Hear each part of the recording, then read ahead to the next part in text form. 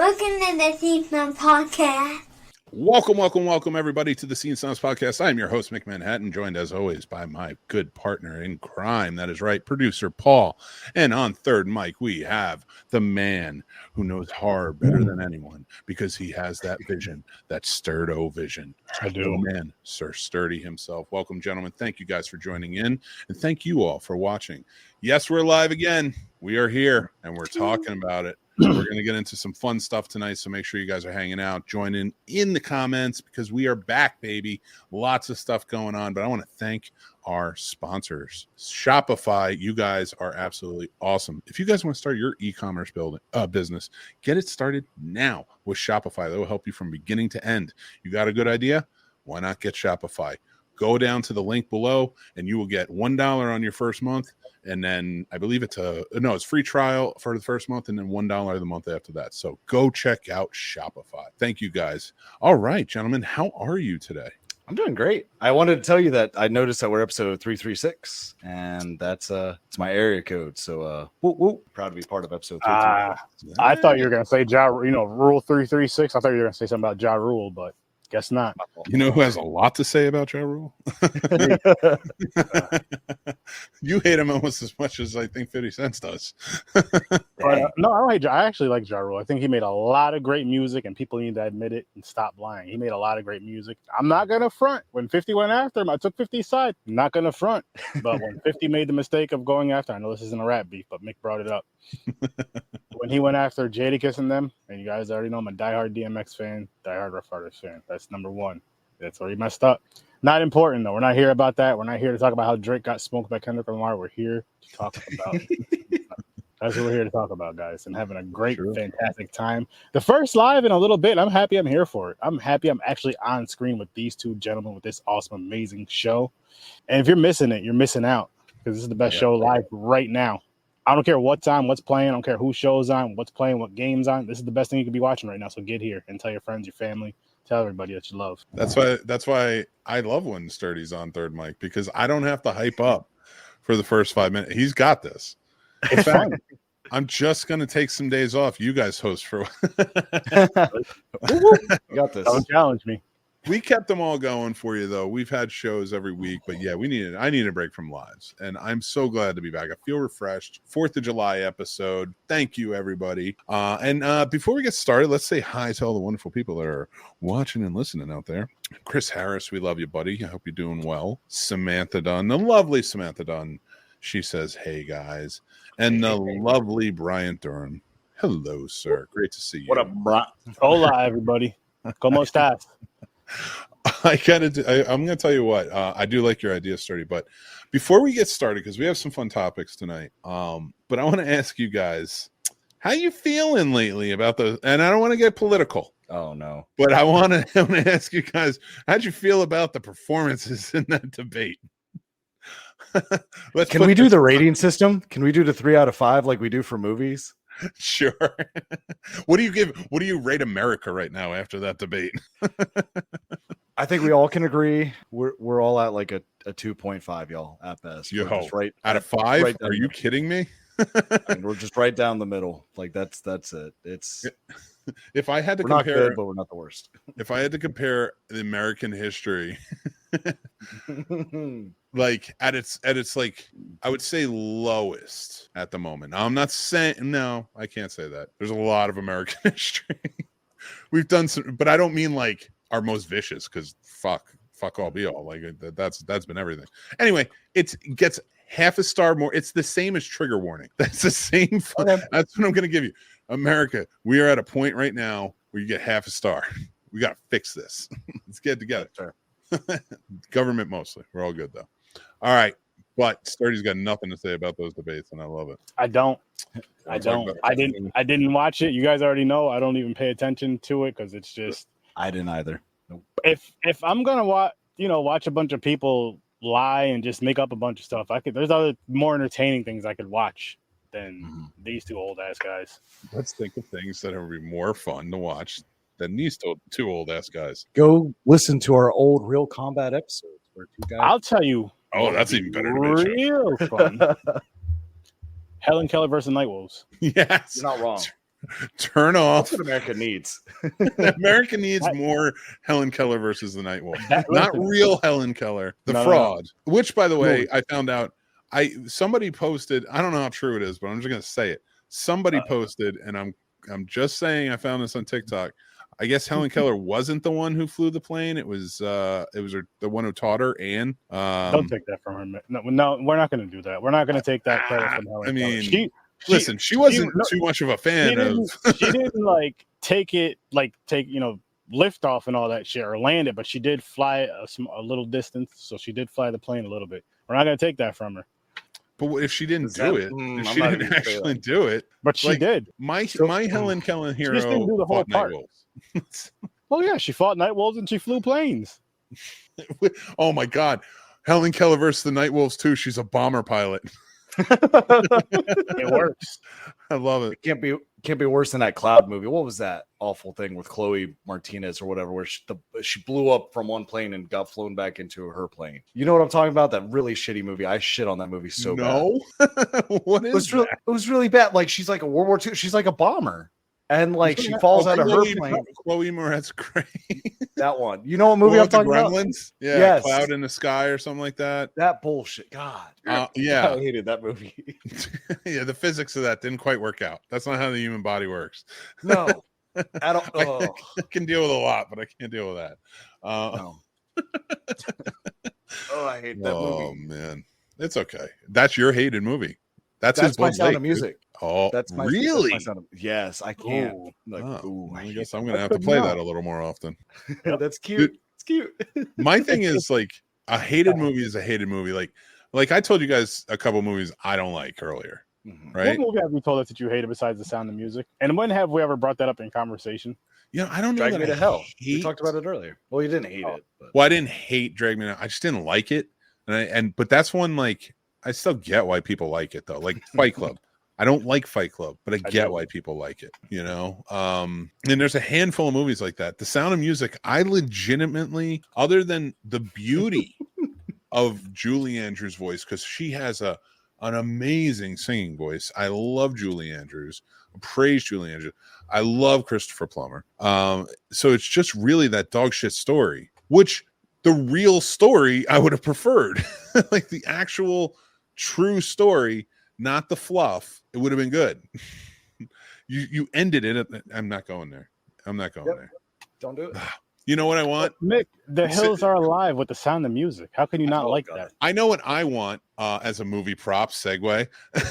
I know what movie prop I would like. I would like that giant tombstone that the entire family hid behind from the Nazis so they couldn't see them from 10 feet away. So God forbid those fuckers start coming. I can hide behind that. Okay, well, if we're pulling props from that movie, I want the instruments. I want the stairs. I want the whole house. And then what I want to do with that house. Do you want the whole house at the time they lived? No, I want the house in these times, but it looking like that.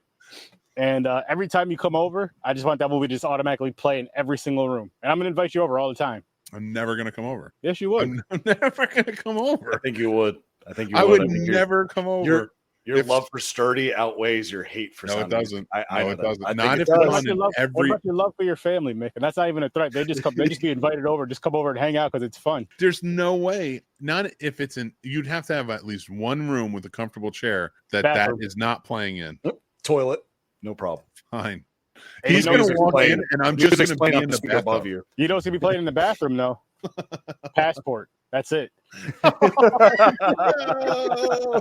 Why would you put me in this house of horrors? We got to see what scares Big Man. That being stuck in the Sound of Music house with the Sound of Music playing in every room except the bathroom, which somehow plays the R. Kelly hit "Do You Have Your Passport?" There's just pictures of him all over the place. I'm never coming over. All right. Oh my god! Oh, I love it. I had to bring it up. I had to bring some some fun to the movie. So now when you think about that movie, maybe you'll think about that instead. That's very fair. I am thinking about that right now instead. I will tell you guys this though. If you guys like any of our awesome gear, you can go right on over here. Not Nightmare Toys. That's his. I mean, no. And for anybody listening and didn't understand that woo, yeah, go check out in the links below or check out this QR code if you're watching, and go to snobsmerch.com. You can get awesome movie merch and more. That's right. Dope stuff. Now, gentlemen, we talked about props. We did. Yes, we did. So I had this idea. I was like, what movie props would I want? But like practical wise, like what would I want to be real? You know, not to own like. By the way, I wanted to show this. It's just Last Samurai, baby. nice. Amazing. So and it got that was one of the things, like I was looking over at it and I'm like, let's talk about movie props. This would be cool. You didn't say we could use real props. This is kind of bullshit. No, I'm not using that as you can grab whatever you want, make it a prop. Look at this eye mask. It's actually Oh my god, it's Joan Crawford's eye mask from Mommy Dearest. Wow. No, so I thought it'd be fun to talk about props, and anybody who's watching live, please tell us your picks, but movie props that we would want in real life, but we got to talk about what we would do with them. Gotcha. See, mine. I sprung this twist on you. So, and I see, and I'm prepared for that twist. I have like a connection with all mine in some weird way. I don't know if it's because I'm high, but I was thinking about it for like the past 20 minutes. So mine all connect, and that's why I have them together. I like it. All right, Paul. Well, since you life-size gods, that's a horrible idea. That's I love awesome, it. Brian. That's a great pick. It sounds Which great Godzilla, in theory. Brian? Which one? Godzilla from what? If you say 1998, I'm ending the show. And on top of that, I hate that. Where movie. is Godzilla going to be like? Where's he starting at? Is he starting over where he starts in the movies? Or is he like starting here? Yeah. He's going to New Jersey, cleaning up that place. You son of a bitch. No, Jersey would make him like stronger. Yeah, You're gonna let him clean it up. You take all the toxic garbage out of there. Jersey would be like the cleanest state in the world. I'll tell you a prop I want. Those pizzas that they eat in like Teenage Mutant Ninja Turtles, because they always look like my God. Or in a Goofy movie. Oh my God, yeah. The cheese pull was so amazing. So That good. hotel Nothing room better than a logo. cartoon cheese pull. God, Fish man, in a really. waterbed. You can't beat that. It's true. Everything in cartoon life is just better. Everything. It always I is. say that because you just think of the stupid stuff they do in cartoons, Mhm. like jumping off of stuff, running into stuff, yelling at their wives. And yes, they get like shot and beat up, but they're like back. They're back. Like Peter Griffin, for example, is a great example of everything I just said. But you went from like Looney Tunes to like Scooby Doo to yelling at their wives. Well, I'm just saying they're all dangerous things. Jumping off of stuff, dangerous. Yelling at your wife can be very dangerous, Can be very dangerous for sure. especially if she's Spanish. Oh my. So about our props, Jesus Christ! Oh my God, I'm still riding that high, man. He went Listen, right man, for it. He's like yelling at their wives. And it's funny thing is, he said that, and I didn't think Peter Griffin. I thought of another cartoon. So he's not wrong. It just was out of nowhere. Listen, man. Where'd you go? This Because is I the went first with King live of the back. Hill. This You is the went King first of- live back over here, and I'm excited. I guess I'm old. I went with Fred Flintstone. Heck yeah! All right. So it dates back. I mean, God damn. Yeah, but back just then, that was like uncover all towards the the caveman days. They were also clubbing. Never mind. You know what? I'm not fighting any wars right now. Oh man. All right. So Let's talk prop props. list. We How are we can't kicking talk this off? props. Let's go around table. Paul, kick it off, man. What's your first prop that you would want? I would like the Marty McFly hoverboard. I like it. I'd break my neck. I couldn't do it. Are you good at skateboarding? No. When's the last time you've seen Honduras in the Olympics for any kind of boarding? I don't That's know. true. Never. I- Zero. They don't I'm have not a Are you team. guys even in the, I are you didn't guys in the even- Olympics?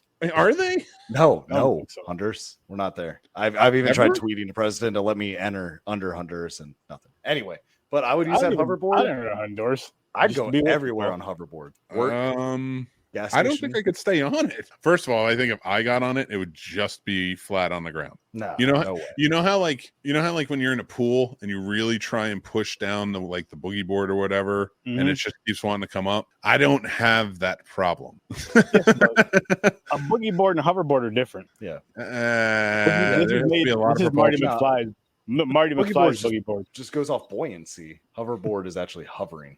Brian knows. I'd be on the ground. He's met me in person. Get out of here, Brian. It would be interesting, man. Like, listen, I always loved it. And you know what's weird about it? I thought they were real when I was a kid. I wanted one.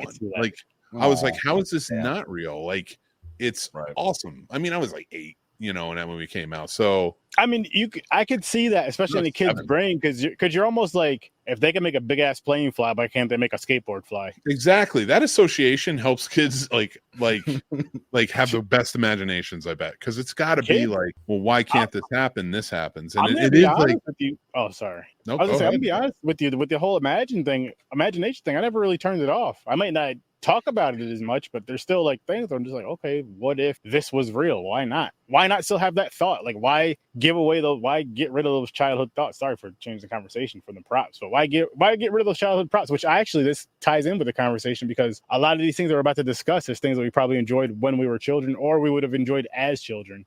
And definitely would have enjoyed them as adults and probably appreciated them and respected them. Actually, we'd probably select them as children. I know how we are. I'm not even gonna lie to you guys. You know what's so funny? Maybe one of mine is for children. Now, would I have wanted them all as a child? 100%. Okay. But you would never give these to a child. Yeah. Well. All right. Sturdy. Give us your first. Lightsaber. Terrible choice. You have not watched enough Rick and Morty yet. Which color? Red is my favorite color, so I'm gonna go have to go with red. And Darth Vader is actually one of my favorite characters, so I'm just gonna go with Sith. Good choice. I like it. Sith bastard. Switch it up a little bit, but the saber is gonna be red. Mine all ties in together, Mick. I promise. I already thought about it. And in a weird, strange way. I don't know how it probably doesn't work, but it works in my mind and my imagination. See, imagination. That's how I got back. Listen, what you really need to remember is owning a lightsaber is just a terrible idea. Oh yeah, I'd misuse it. I'd misuse the shit out of it. That's 100%, why I can't have one. Everybody will. I would turn it on by accident and kill something. Cut off my leg. 100%. Like I'd be dead. It'd be hanging from my belt and turn on, and it would kill me. Nick, trust me. I know what I'm doing. You have no idea what you're doing. I don't trust you in the slightest with this. This is, and like Rick and Morty said, if you drop it straight down by accident, it's just going in the core and it's going to blow us up. You were they know there may be a day where it's time for that to happen, and I got to be the hero and step up. You don't have that much of a sub-level basement. Listen, I'll stand where I need to stand and drop where I need to drop it. Right here? Yeah, you sure? Drop it out of a plane? All right. All right. I like all of those, but I'm going to go with my first one, and that is R. Kelly's Mask. Oh, let's get the fuck out of here. No, don't ruin this for me. The Bride's Blade from a Kill Bill Volume 1 and 2, made by the great Sonny Chiba. I love that man. And then I would love that. Are you kidding me?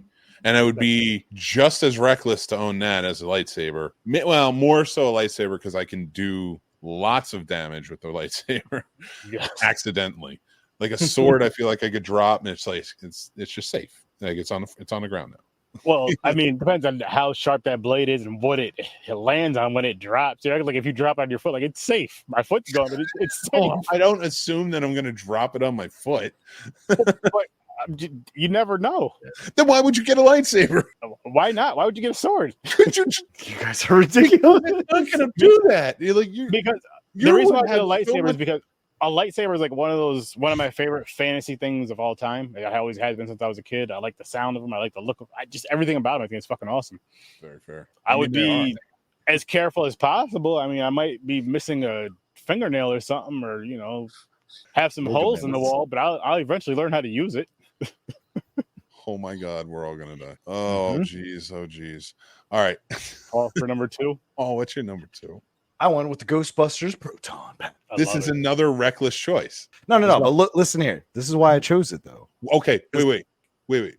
Okay. No, I'm just going to shut up. I shouldn't speak over you. Please tell me why you chose it. Evil spirits. Yeah, we could team up, Paul. I got the lightsaber. There's no ghosts. I would just misuse it. That's the thing. If someone's like, "Oh, I'm haunted," I'm just going to go in there, shoot that shit everywhere, and give me the bill. I'm going to Bill Murray that shit. That's a good side gig. No problem. It's a terrible side gig.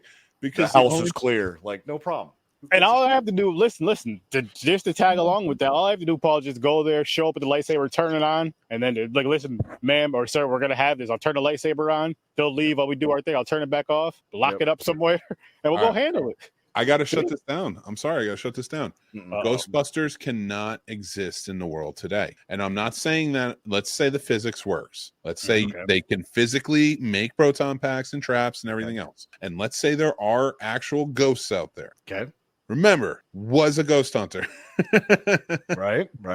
Heard sounds. Almost got killed by humans. That's about it. I'm going to just say this. So say there's ghosts out there that they can catch. Okay. Nobody wants you to, because ghosts haunting a place is money for people. Come on, ghost paranormal hunters, come and do this. So nobody wants Ghostbusters to take the ghosts away. Well, we won't be necessarily Ghostbusters. It'll be like catch and release, like going fishing. You just release them somewhere else. That's a terrible idea. It's not terrible Or to me, we man. could set up the house like glass and just do a 13 ghost type thing and just have a house where Boom. everyone can come visit. All right, That's how we travel, like cons and shit. Oh shit! Just have a semi with all of them like banging Exactly. on the And then I could be at a sci-fi con. You turn the lightsaber on for a second, turn it back off, have other people. Oh, get your picture with the ghost. Yeah, that'd be cool. There you go. See, make we have all right. We're already lucrative on this in our minds. Yeah. What's your number 2, Sturd? Stirred. Farclore. Falcor. Falcor. Him. Yeah. Here's why this is problematic for me. All right, Farclore. That's a creature, not a prop. Listen, Yeah, that's a creature. That's enslaving. it's not enslaving. You didn't make friends with him. You were just saying you want to own him and ride He him. has a soul. That's a I can make. that's a But pet. do you? Okay. If that's enslaving, then what is having a dog? That's a pet. I changed it. It's enslaving if you make him like I don't ride my dog. You know, Yeah, but if you had a horse, I'm not would you ride using your my horse? dog for anything. but I don't own a horse. Trust so- me, my dog lives Clear better than I conscience. do. Same. Mine too, actually. Yeah, But- so okay, you're gonna treat Falcor the same way. It's a Yeah. pet. It's not a prop. You're calling That's fine. them animal wranglers on that set. Listen, I don't need animal wranglers. You chilling with me. I got a Nyx Falcor, man. You can't have it. You can pick another one. Always taking something from the black man. Well, Dang, Jesus. Oh, Falcor will Don't be feel with bad. me in spirit. But I'll just bump something up on my list higher. The Mask. Mask from The Mask. ooh, Great choice. that is a terrible choice. That's a terrible choice. You're going to lose all inhibitions. Well, I mean, maybe for you. I'm gonna be great. I'm gonna have a fucking blast. Between that and a You lightsaber, could pull off a and yellow suit. that's how I'll be all right with the lightsaber. Boom. I have the mask on. Brett, damn near You'd indestructible be anyway. worse. But he's a maniac. It makes you a maniac. You're going to be That's walking. fine. You're telling. Because listen, We my all wear personality masks. is different from Ipkiss. Ipkiss was real jumpy and twitchy and scared and all that shit. I already have the personality, so I'm not gonna be as crazy as the mask, like having to explore shit because I know shit. I'll just be more me, just more extreme. That's it. I gotta say, Sturdy, you're scaring me. It's not what you would do to yourself at this point. It's what are you doing to the world, and it's getting dangerous. And then you want Falcor on top of it. Like you want to ride Falcor around while you've got all this stuff. That's insanity. Actually, I don't want to ride Falcor around. I want Falcor to follow me around, but flying overhead. Oh my god, you're like gonna become a warlord in this scenario. No, very peaceful. Very peaceful. All right, who's up? Me. Mm-hmm. Yeah. Here we go. I want this, but with lemonade. It was the Hawaiian Punch fountain Okay. from I'm Mr. not mad at Deeds, but like I would want it with like lemonade, Who's lemonade though? Like, is there a certain brand or like a specific lemonade? Or like any southern. Like I mean, southern lemonade's the best, man. With like our keys. so not like Jesus Christ. See, Oh god. yeah, there it is. I had to. Listen, You mentioned lemonade, but I had to figure out I where to like throw it the in there. I South. throw it in there. listen. Yeah, oh. Oh, I man. love people. I love people down here. I'm done. I'm not doing this anymore, Sturdy. Stop instigating me. What's number 3? Well, I gave you 2 and 3. What's your 3, Paul? My number Yeah, 3 is a neuralizer from Men in Black. Great choice. I just showed Jack all of these movies over the weekend. Nice. he fell in love with him, man. He was all in. My only thing, my Good question choice. to you though, Paul, is what if you get drunk and accidentally do it to yourself? Perfect. How does this I'm work? already I'm already dumb. I forget shit anyway, so I'd be like, yeah, it'll be fine. I mean, it feels unethical. If it's possible. I would Like love using that. I would talk like the so old- much shit to everyone. Oh my god, why? because I wouldn't have to hurt their feelings. I could get those negative emotions out that you should kind of keep to yourself and underneath some type of a lid to an extent. But I just let it all out, then just neuralize them. I feel better, and they have no idea. That's it's too much power. Like I don't want that much power to do that stuff, to make people forget stuff. Nah. Yeah, it varies. It varies. If there's like a way you could do it and to make things a lot more peaceful in the world, I'd do it for that. Oh, I think Paul. Well, no, see, To an extent, but I would do it to myself more than anybody because I would do it to myself and then rewatch Sixth Sense over and over and over. you don't need to. Sir Sturdy looks like he doesn't know where he is right now. Oh, yeah? I do. Right here every Tuesday But night. They have a Shaggy. They have a Shaggy avatar, and they're saying, "You don't know what what do you mean?"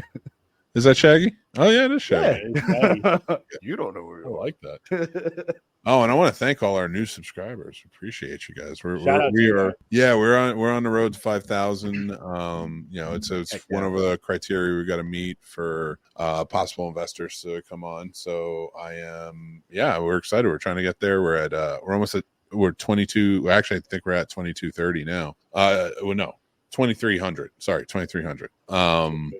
Now, so yeah, I'm trying to get up there. So if you guys want to help, please.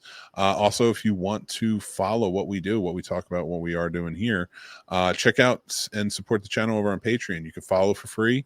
There are tiers with lots of perks available and stuff like that. Mm-hmm. But if you follow for free, you're going to get our newsletter. You'll get written reviews, links to everything, and more special discount codes every once in a while. So. We would love to have you over there. So thank you. As we're going on though, it's a good choice with the neuralizer. I'll give you that. But I'm gonna say, Sturdy, what do you got? What's yours next? Infinity Gauntlet. You son of a see, he's trying to take over the world. That's what he's doing. He's trying to save the universe with this one. I'll give him that. I am. You don't know that. What are you gonna do with it, Sturdy? What am I gonna do with it? I'm gonna save the universe. How are you gonna save the universe? What are you gonna do? See, Mick, you're asking a lot right now. yeah, that's what I thought. I'm not finished with my list. It all goes together. It's a 3-part plan. It's a good size plan, but I trust myself with the Infinity Gauntlet. I don't trust anybody else with it. That's a big reason. This turned into a list thing, so I'm just gonna tell you right now my last two, because they both kind of go hand in hand. I think we all knew the DeLorean was going to be one. Mm-hmm. Heck yeah. And then, of course, Rick's portal gun. Heck yeah. Nice. Those two, I think, go hand in hand. That's why I wanted to share them. But I love it. Like I mostly for traveling. You know what I mean? Hell yeah, absolutely. Just whoop. Like, because I feel like you can be safe in the DeLorean because maybe not, but like I feel like Marty and stuff. Like if I could just like pop to the future, hey, what's going on? Pop back. Mm-hmm. No, I don't know if I want that kind of power. I keep talking Don't myself out of it. I'm Take like, it. No, keep it. No, because if I go to the future and I don't like what I see, how do I just come back and chill? You know, how do you just come back and talk about it? I wouldn't be responsible with that because I would be talking about like, yo, man, can you believe this? Like, yo, I went to fucking 2052 and they're smoking crack on ESPN, man. I don't know what the hell happened. Right on ESPN. right on the air. Right on TV. And somehow Dan Patrick is still alive. Yeah.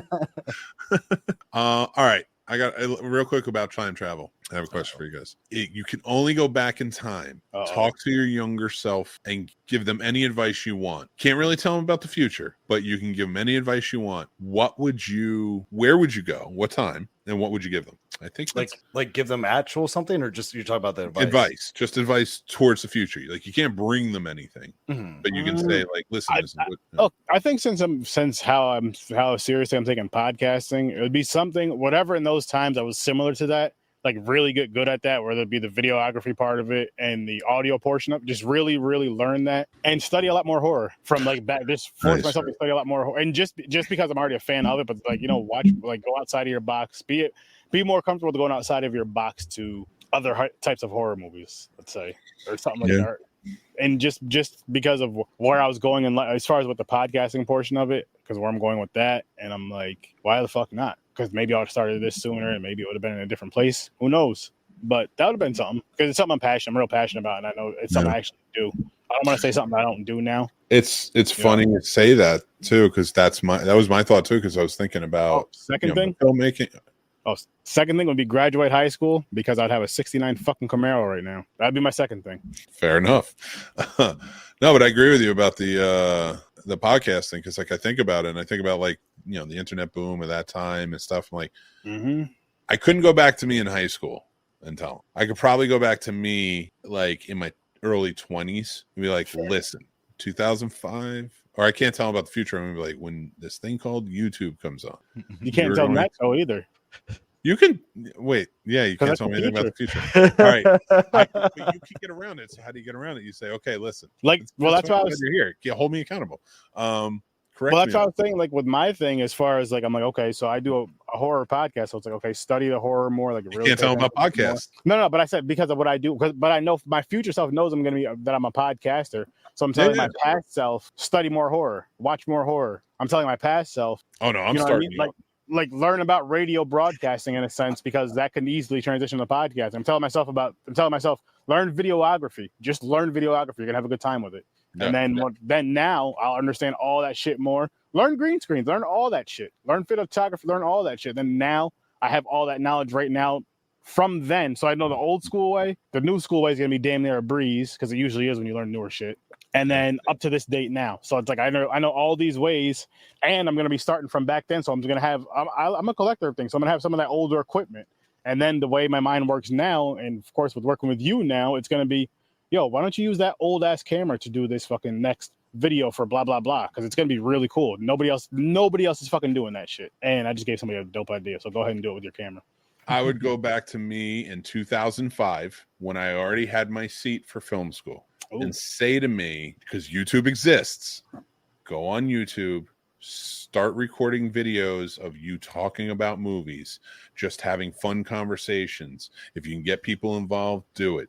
Just have these fun conversations about movies where they're learning and things like that. And, maybe call it something like the Screen Snobs or the Scene Snobs, because I'm not telling them about the future, but I'm not telling them, like, I'm skirting that line, because I'm just like, yeah, maybe if you pick a name like that, and then you can build the brand, get sponsors, stuff like that, because that's all stuff that still exists.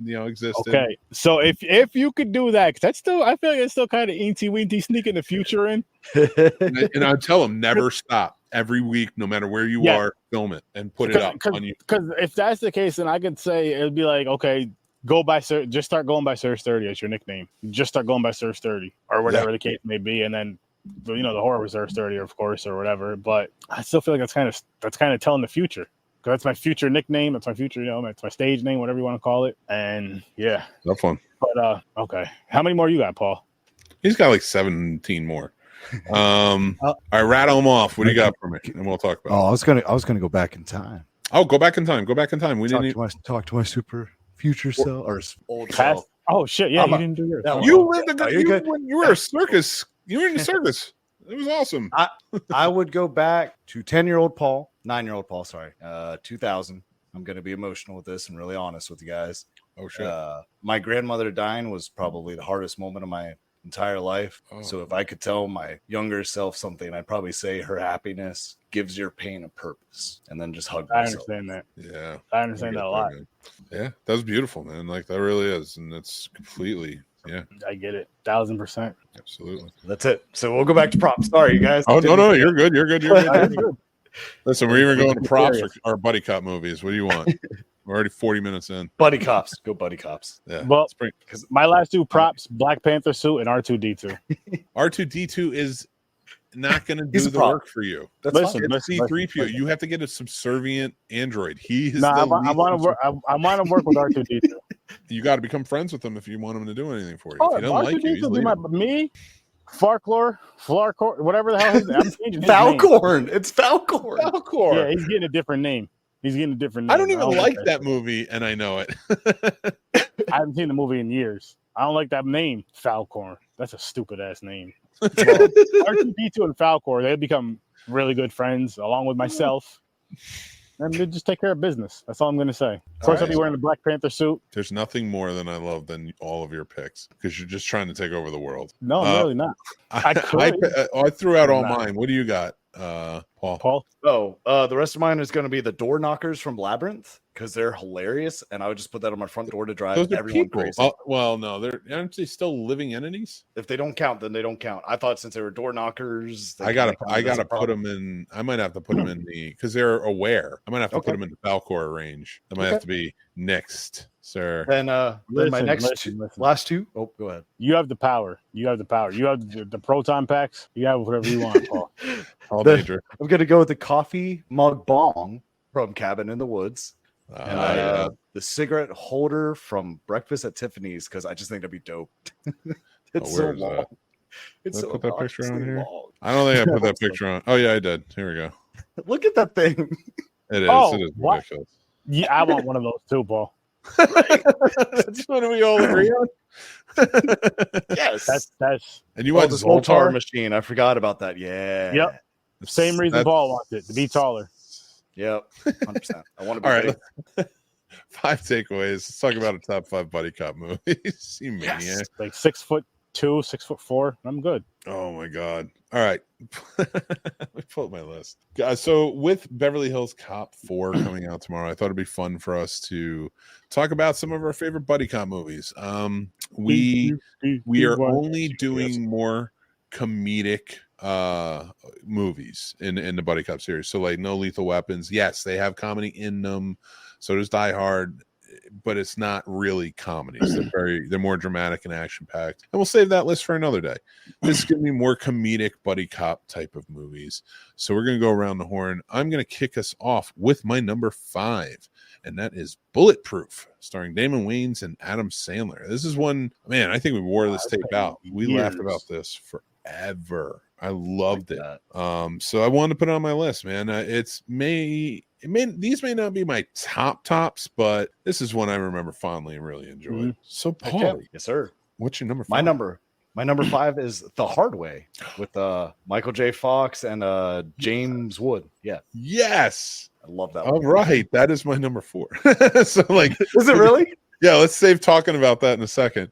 But let's go to Sturdy. What's your number 5? The other guys. Mark Wahlberg and Will Ferrell. I almost made my so list. damn funny. So damn funny and ridiculous. It's perfect absurdist comedy. It is. You know, I'm tired of stupid absurdist comedies. Like, I just watched a movie, a Yargos movie, Kinds of Kindness or whatever. And it's supposed to be absurdist, and it's just not. It's just pointless. And I'm sure I'll review it at some point. I'll write up a review at some point. But it just, so like when I think of absurdist, this is a really good absurdist comedy that I think should have, like, Ricky Bobby, like, you have a good story, you have a good narrative, good plot, but like everything around it that doesn't make sense doesn't need to be explained. It just is. And Other Guys is a great representative of that, you know. Yes. I love that stuff. Samuel Jackson and The Rock jumping off the building, aim for the bushes. Aim for the bushes. That was just like, I love that you didn't lose the physics of it. Like with the music and everything else, it looked like they were going to make it. Slow motion and everything. What's his name? Freaking was it like Will Ferrell, who played a great straight guy in that whole thing. He was the voice of reason and logic in it. But when he's looking up, he's like, did they just jump off? Like then they splat. It's brilliant. That was a great choice. All right, my number 4 is The Hard Way, the Michael J. Fox, James Woods movie from 1990, I think, or 89 at least. This is I like this movie, man. I think this is a good choice, Paul. Yeah, it's a nostalgic one for me. For sure. Yeah. I love the Times Square fight scene at the end when they're fighting on his face. If you never got a chance to see this, for Sturdy or anybody else out there, Michael J. Fox plays this really famous actor in Hollywood who wants this cop role. So he goes, undercover, so to speak, to follow a like really tough detective on this big case, and it just goes haywire. And but it's so much fun, and it's like it's one of those bad good movies that I love. It's like a family version of Kiss Kiss Bang to me. That's what that's a good way to put it. Yeah. I like that a lot, but I don't want to talk about that movie just yet. I'm so sorry. No, you're good. I'm glad you said it. That's a great correlation. So I just said my number 4. What do you got, Paul? My number 4 is The Other Guys, and we already said how great it is, and it is so I can't agree more. It really is. What's your number 4, Sturdy? Beverly Hills Cop. All of them, huh? Pretty much. I just accept it as like a whole because the first one, it's not really official, but the first one is my favorite. I don't really care for the other two, but I do like the tandem. When was the last time you watched the second one? I'll have to look on my list because I know we reviewed it on Popcorn and Pints. Oh, so it was fairly recently. Okay. Yeah. Within the last 2 to 3 years, I'll say. But I love the first one, but I challenge people to watch the second because if they haven't seen it, because I think it is the far superior out of all of them. But anyway, we'll get to that. Number 3 on my list is Hot Fuzz. If you haven't seen this movie, go watch it. It's Edgar Wright, who did Baby Driver. He did Shaun of the Dead. And this is his Point Break, so to speak. This is his ode to like those action movies in the 90s, 80s and 90s. And it just hits perfectly. Simon Pegg is off type, but he does great as a super cop who is everything that is in those movies, but he hates those movies. And it's just fantastic. And then, of course, Nick Frost as his bumbling partner. It's a fantastic English set, police action movie, buddy cop action movie. So I just love that movie. And I think everybody should see it. But Paul, what's your number 3? The Nice Guys. I liked it. I didn't love it. I loved it. I don't know. Something about Russell Crowe, and I do love Gosling. And I just think they were so opposite. So seeing them be together, their characters were so opposite. No. So I really like. To me, the Nice Guys was kind of like a little more serious version of The Other Guys. So like to me, it was just more of a sophisticated Other Guys. So I mean, I love The Other Guys, so I thought The Nice Guys was kind of a nice compliment in a kind of more adult way. Yeah, I like it. I mean, like I said, I like the movie. I just it wasn't one of my go-tos, but I might check it out again just to see if it changes at all. Sturdy Bird. What's your number? My number 3? The Happy Time Murders. Yes. I didn't even fucking think of that. God. Freaking funny for so many reasons. As a matter of fact, and I wish I could have got a better clip of this. This was back in we reviewed it on Popcorn and Pints, and we used to review the trailers, right? So we're watching the trailers, and I was laughing so hard I started beating my chest. There's a specific scene in the police station. I'm not going to spoil it for you because it's funny as hell. You need to go watch it if you've never seen that movie before. Happy Time Murders is hilarious. I wish Jim Henson's son was doing more because I was looking forward to it when it was Henson's son doing that. I was hoping he'd make a lot more after that, and he hasn't touched anything because I wanted a lot more. After I saw that, I was like, yes, please more. Yes, I gotta watch that again. That movie's so damn funny. For that scene alone, oh my god, I was laughing so hard. It was funny. It really that movie does hit well. Oh my god. All right, James just said it. So what are we at? Number 2? Yes. My number 2 is Kiss Kiss Bang Bang. This is nice. This is a great movie. Val Kilmer and Robert Downey Jr. are fantastic in it. Michelle Monaghan too. Like, give her credit. It's just, if you haven't seen it, go check it out. It's Comedy of Errors. It's so nuts, but really well done. James says it right. He's like, Happy Time Murders is effing hilarious. Oh my god! You could ask him how hard I was laughing at that damn trailer. Just thinking about it, yo. You're the reason why I saw Kiss Kiss Bang without even telling me about that movie, because when you recommended Spartan with Val Kilmer, I was on a Val Kilmer kick. So then I saw that and I was like, I've never seen this. So I watched that almost immediately after. So I've watched that within the last year. That's a great double feature. Well, you didn't like Spartan, right? No, I did like Spartan. I really like it. Oh, yeah. I still recommend that. I think it's a really well done movie. And I think when Kilmer is like in top form. Like I get there's some movies like Island, Dr. Moreau and stuff like that, like where there's problems, but man, there's not much he's not good in. He's Right. just such good. And those are two movies, especially Kiss Kiss Bang Bang. I think he's in top form in it. Yes. Maybe not Batman Forever, but whatever. Yeah, we don't have to bring that terrible thing up. No, I'd rather watch that Kiss from a Rose, Chase Meridian, Kiss from a Rose, like that. Nicole Kidman in that movie is like, oh my god, I had such a crush on her when I was in high school. I could just look at a picture of her and listen to "Kiss from a Rose." Listen, it don't work that way. Make Not my my own world. snow. There it is again. Now I'm going to take it back in time and go watch Chase Meridian on the screen again, on the big screen. I did it. What did you think of Waterworld? Paul loves it. I can't stand it. It's just I did like Waterworld. I forget you didn't like Waterworld. See, I think that's still a nostalgic thing. Well, we'll get into not Val Kilmer. Could be because the first time I seen it was on for Popcorn and Pints, but we'll get into Kevin See, Costner tonight. I saw it as a kid because my dad made me watch that and Time Bandits. He's like, you need to watch these two, and I was like, okay. So that's fair. That's fair. What's your number 2? My number 2 is Super Troopers. Fucking great movie. I love that movie so much. Yeah. Have you Get a seen leader that, of cola? Yeah, I did. I love Somebody's Broken like, Lizard, nope. so Super Troopers. You should try I think Slam and Salmon. Maybe kind of funny. I don't remember, to be honest. I have to go look at my ratings. Oh, that's Shit's one I love. hilarious, man.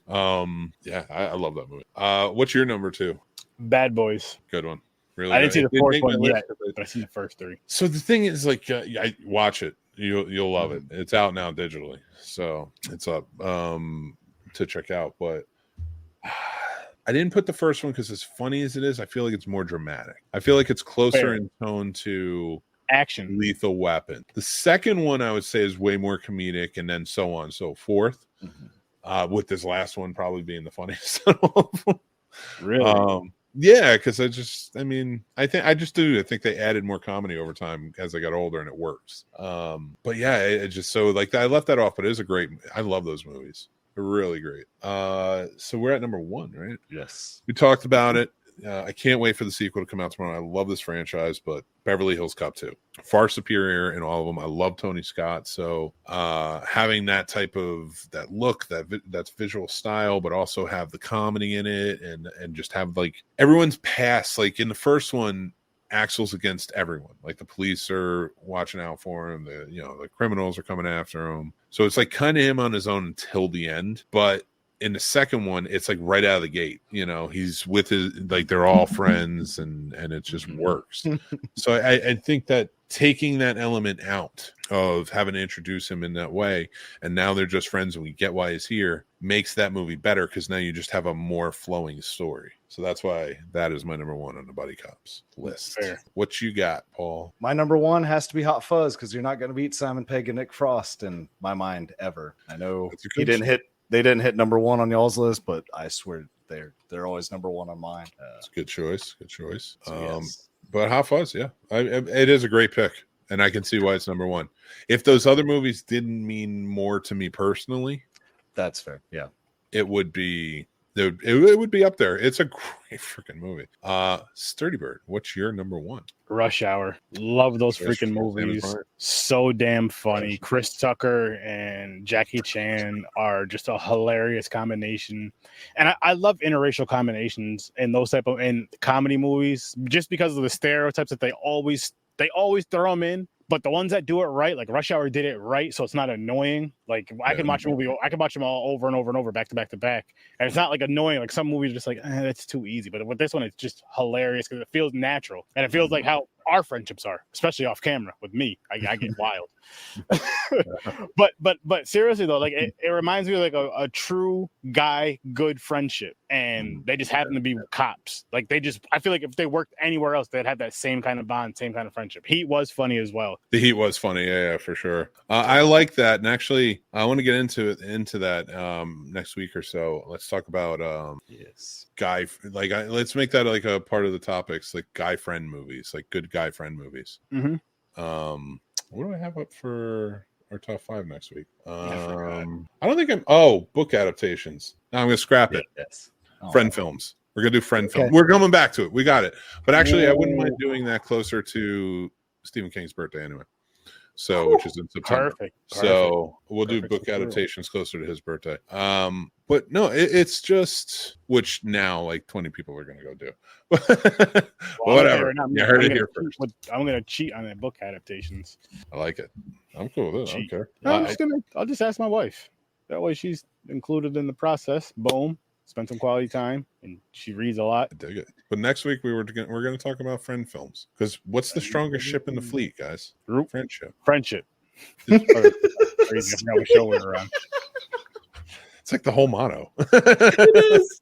It's like our whole thing, Sturdy. No, I know, but I was gonna say a wild joke, but I was like, no, Sturdy. This is not no late night with Sturdy. This is the Scene Snobs. Don't do it. This isn't Sturdo Vision. Well, anyway, that's our top 5, guys, and join us next week for Yes. the next one. But it is time for our reviews of these movies. One in New York and one's a Western. I made that song up, so you guys You know. did. Let's talk about Horizon first, because Sturdy hasn't seen it. Because he was too busy. He couldn't do a 3-hour epic about white people in the Old West. Like I need more of white people doing anything from the old times. Well, just to get started, I did put up a written review on this, but it is directed by Kevin Costner, is written by Kevin Costner, well, co-written by Kevin Costner, produced by Kevin Costner with a lot of his own money in it, and it stars Kevin Costner and another slew of other stars in an ensemble cast like Luke Wilson, Sienna Miller, Sam Worthington, Danny Houston.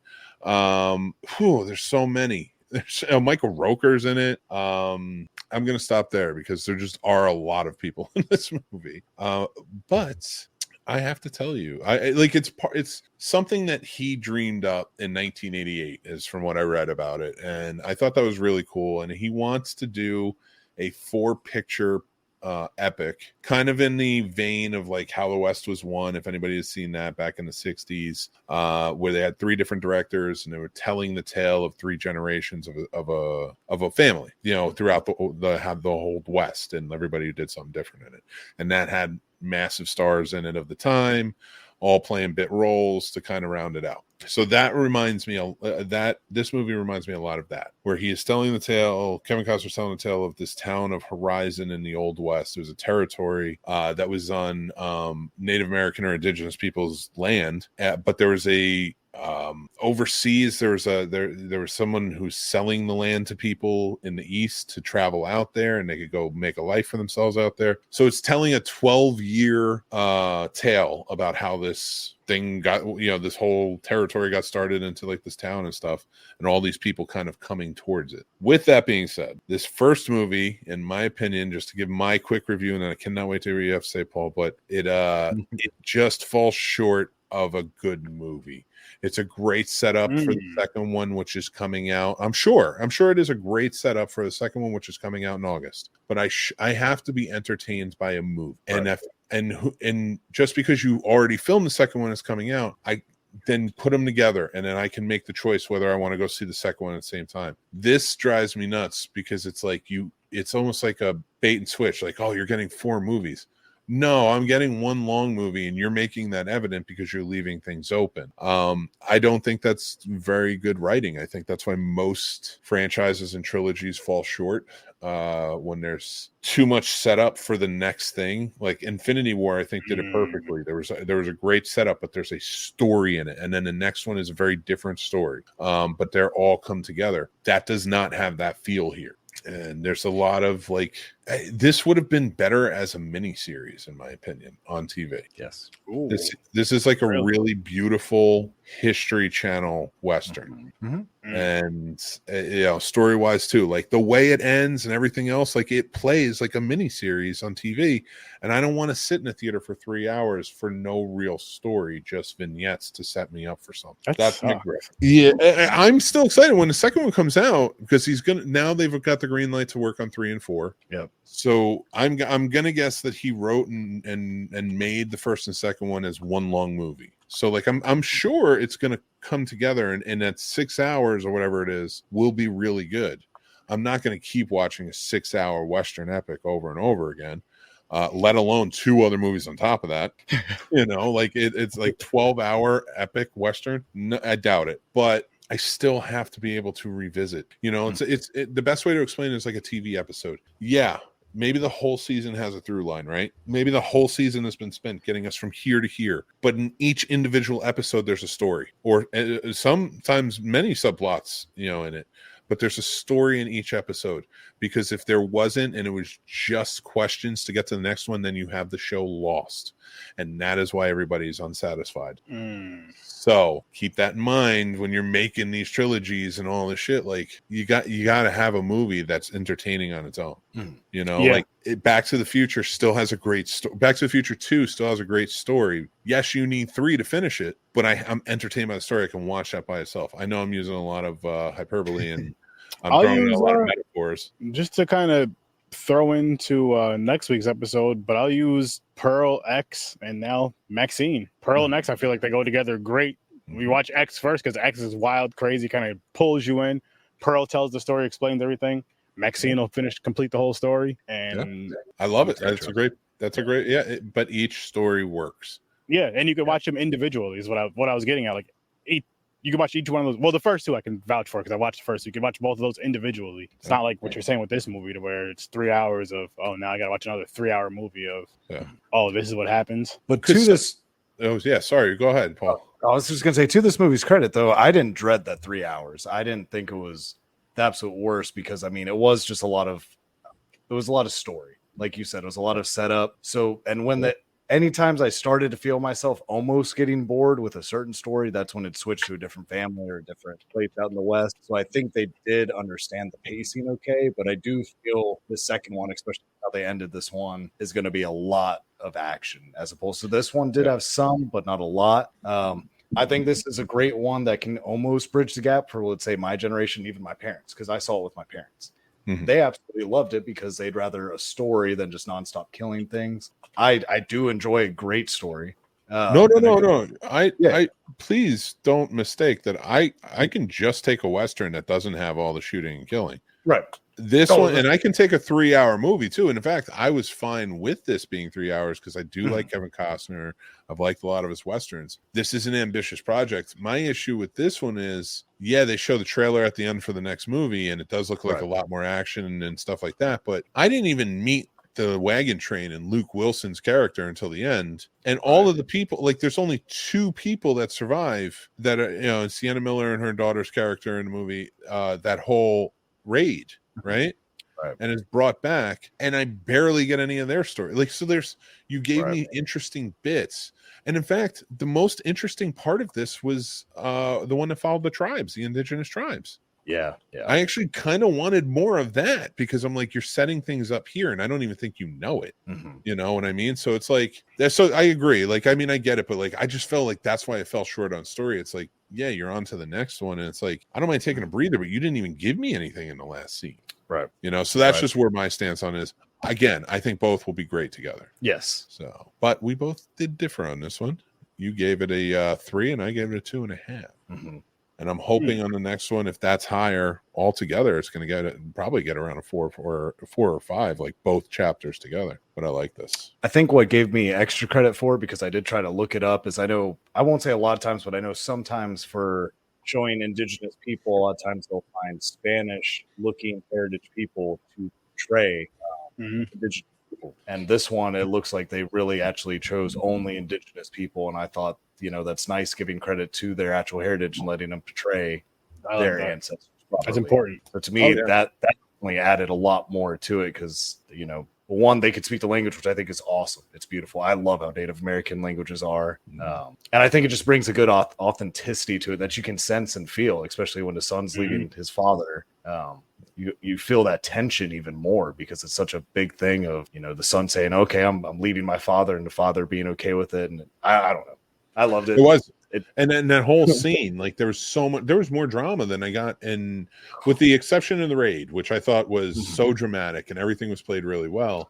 Again, though, the acting for me was like, these actors have given some really great performances, but in this, they didn't. Again, it felt like TV, right? And that's not. And when I say TV, I mean like TV of old. Yeah, it felt a little more soap opera ish. Yeah. Like, I'm not, of course, talking about Breaking Bad, one of the pinnacles of, you know what I mean? Like, it felt like a History Channel level of acting. Yeah. Great, but it's just not for this epic of a scope, in my opinion. But again, we'll see what happens. I do like your points on that, and it's actually kind of bringing me back around a little bit. So who knows? Maybe we'll get a half point up there. I don't know. I haven't decided yet, but I'm gonna get sturdy in the conversation. Well, Paul, I know are you excited to see the next one? Yeah, I'm super excited. I can't wait for August, because when they told us both dates for these movies, I was super excited. So I'm ready for August. Very cool. Yeah, we will be reviewing it, guys. We're gonna go back to it because I want to see how it ends. All right, A Quiet Place, day one. All right,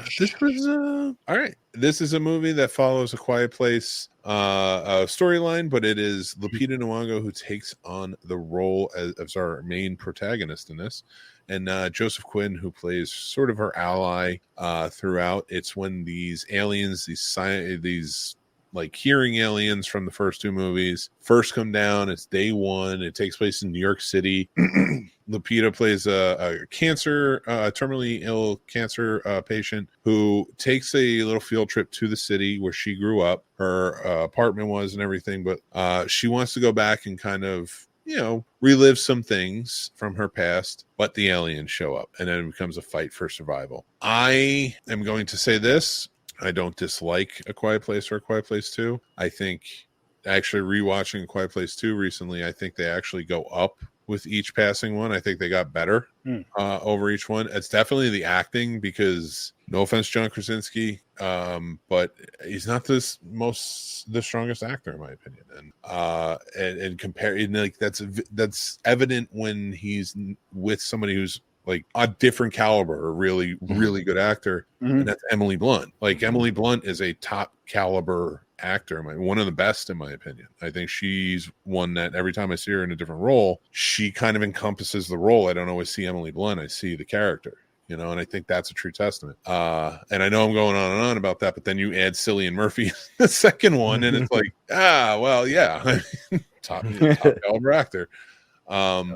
So with that, all that being said, by this third one, Peter Nyong'o, who I think is one of the best actors ever. We were kind of having this conversation earlier, and I think we were more talking about males, but from female, and we can go over everything in between. But the female aspect, like Lupita Nyong'o, is like top. Like, she just makes everything better. Yeah, she's amazing. Yeah, and this movie was no different. And her facial expressions, because most of it's just silent. They barely talk. I love the fact that they were talking during the rain. Yeah, they realize they can't hear them when it's raining. Introduced a lot more. I felt like this one, more than any other one, opened it up to more stories. Yes, so I thought that was kind of cool. I feel like 2 kind of ended it. So, like, if you want to keep going back to the day ones or day 2s, like the early days, that could be kind of cool. I like the big city scope. Yeah, it's very open, and they could do a lot with it. I could see them branching off and coming out with a TV show based off this, or like a series. Yeah, with it. I'm not saying that's the correct route, but I could see them doing it. I guess Lupita blew me away. She blew me away in Us, and I absolutely love the movie Us. I didn't think I could. I didn't think I could love her acting more than that movie. And then they came out with this, and she was superb. I bought everything about her. I forgot about Us in watching this. And I think that's a true testament to any actor. If you have a role that you are great in, that, I'd say a majority of the horror community might remember you in, and you can be in another horror, and people just like, I completely forgot. I mean, they did this movie so well. Like, we had a theater full of, everyone ranging from probably 13 years old to maybe like late 40s, and everyone's talking, people are cutting up, the high schoolers and stuff are all being loud in the back. The second this movie started till it finished, it was dead silent. Like, you could have heard a church mouse fart. So they did a superb job doing this movie, just like the other ones. Like you said, I think they raised the bar, because I mean, if you can capture every generation's attention like that, to where no one was even getting popcorn during like those silent tense scenes. Like, nobody was rustling around or anything. They were completely submerged in what you had on screen. Joseph Quinn, I think he was a perfect for this role as a side character. I thought it was beautiful that they brought a male actor that wasn't just the asshole or I'm the man's man or anything like this. You brought a man that was scared, that was distraught, that wasn't okay, that couldn't handle these things. Yeah. And I thought it was great that you had Lupita being the one helping. Because I know, a lot of times we say, hurt people. I also think hurt people help other hurt people. And I think this movie did a very good job showing that anyone can help anyone. And I thought it kind of gave me more hope for our humanity, thinking that in any scenario to this caliber, that there's hope for humanity, because you never know. And a lot of times I think people are just going to turn the other way or be like, no, I'm not helping my fellow man. But this one kind of made me think maybe people, like, maybe I'm wrong. Maybe I'm a little too cynical about it. But yeah, Joseph Quinn, this is probably my favorite role I've ever seen him in. I knew he could act, but I think this one definitely sealed the deal for me to watch him a lot more closely, because he set a bar for himself that I wasn't ready for, because I loved him as Eddie. I believed he was Eddie in Stranger Things, but this one I couldn't get enough of, because he sold the being scared man, being scared of the water, being scared of this. I loved it and I bought it and I felt for him. Like I was tense for him. I was sad for him. They just did a great job. And to add to that, his character grew throughout the whole thing, because by the time you get to the end and how it ends, you're like, wow, all right, like, because this guy couldn't do anything in the beginning of the movie, and then this, and so Sturdy, give us your rundown, man. How'd you feel about it? Just listening to YouTube, I think I need a better theater experience, and more so just because there was some little crotch goblins sitting behind me. And they were loud a lot in the movie, and I was getting mad. But I'm like, they're little kids. You can't fight children. So you can try. I'm not gonna, but you can try. I won't fight anybody's children. Don't worry. But I don't know. I thought so that may have been a part of it, because like the quiet scenes weren't as quiet for me, and I never really fell like into it like you did, Paul. Like this, I just love listening to what you got from it. I'm just like, he got all that from it. I can kind of see how in certain parts, especially with Lupita as the lead, and him as a secondary character, which I did enjoy the back and forth with those two, and like how she was the powerful one through most of it, even though she was going through so much on her own, so much herself, I should say. She put that to the side to help him out and really help his character progress, and herself. They actually helped each other progress throughout the movie and kind of changed their mindset a lot. But I think A Quiet Place as a whole, I like them. I don't love them. You know what I mean? It's like I've watched the first two. A lot of time, besides watching them the other day just to kind of get a refresher for this one, was in theaters, and that was the last time I seen those. But it wasn't because I don't like them. They're just like they're not bad, but it was like my wife loves them. She can go back to them. She loves all of them. But for me, they're all right. They're not bad. It's something that I probably won't talk about much unless somebody. I would never bring it to conversation, but if somebody brought it up, I would talk about it or talk about them. Yeah, I get it. And our ratings for this I gave it a 3.5. Paul gave it a 3.5. And Sturdy went with a 2. And I think you get that from our reviews for sure. Yeah. Those damn kids. Yeah. I mean, I think if you like the first and second one, you're gonna like this one. But I definitely get it. I would almost say, Sturdy, give it a try when it comes out. I think this might be a good one to analyze whether you want to see or stream it. I liked it in theaters because the sound was so important. See, and had my theater been quiet, maybe I had a better experience, a different experience. Because I didn't have a bad experience. I'm not gonna say it was like bad, but I'm saying as far as stuff like that for a movie like this, that's important. Yeah, it is really important. That silence really hits you, and I think it's important for sure. I do want to point out she was in another horror comedy. If you haven't seen it, go check it out. She plays a kindergarten school teacher on a field trip when a zombie outbreak happens. It's called Little Monsters. Go check it out. It's funny. It's a really funny movie, and she's fantastic in it to have to try and protect these kids and like fight off zombies and everything else. Like at the zoo, nonetheless. She's at a zoo. So it's pretty cool if you guys haven't checked that out. But yeah, that's our reviews. And now it's time for a mixed movie pick. And as you guys know, it's 4th of July coming up this week, this Thursday, and we like to celebrate here. And how do we celebrate? We celebrate by talking about car or trucker movies on American holidays. I feel like it's an American pastime. So I went with Smokey and the Bandit. The pinnacle. Heck yeah.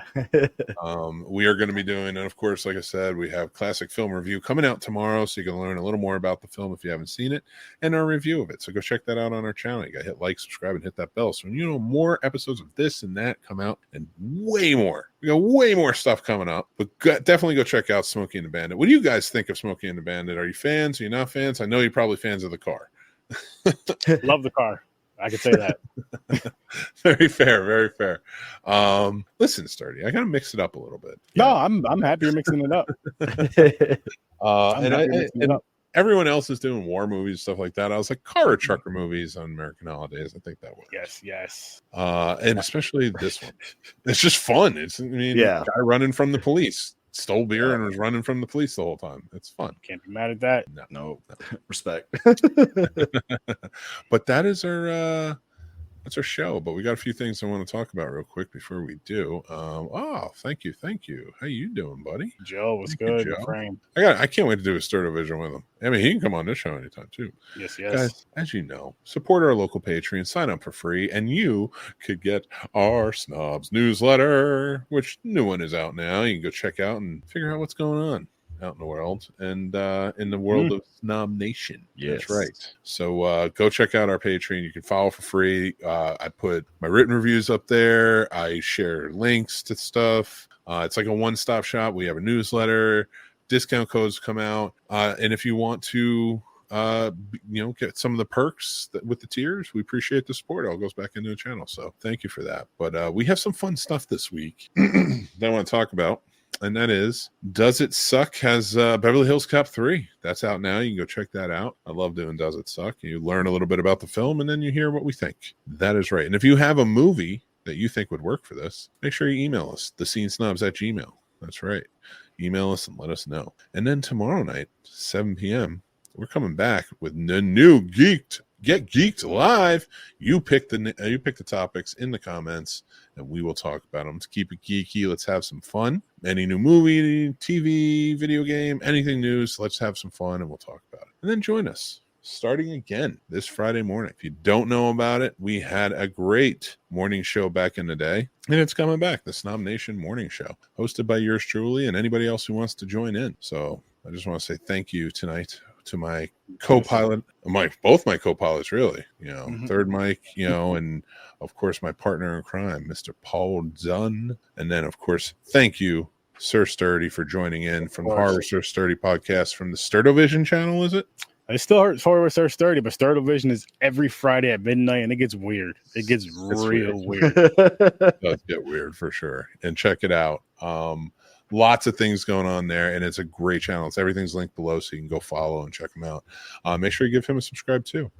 But before we go, I want to, Paul, you got anything you want to say or add before we get out of here? Yeah, you guys, make sure to keep watching, keep listening, and keep loving the magic of movies. I love it. Thank you again to our sponsor, Shopify. Thank you to all of our patrons who are helping us out and supporting us. And thank you to all of you for watching and subscribing. Help us get to 5,000. That's right. It's coming quickly. But until next time, remember, we here at the Scene Snobs love movies, and we know you do too. So join up on the Snob Nation, be a part of it, and hang out because it's such a good time. And until next time, remember to be kind, stay classy, and take care of yourselves because that's important. And I'll talk to you later. Bye. Toodles.